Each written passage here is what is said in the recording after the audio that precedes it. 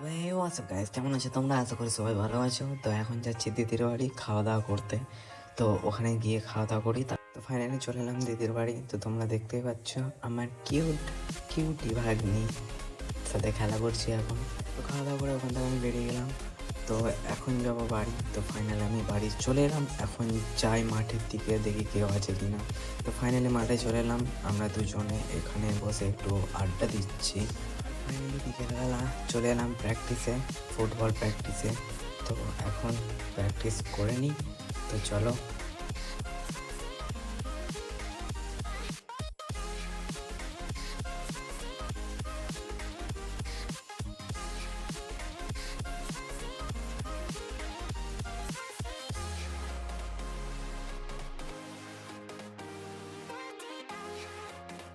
তো আজকের ব্লগটা এখানে শেষ করলাম। দেখা হচ্ছে পরের ব্লগে।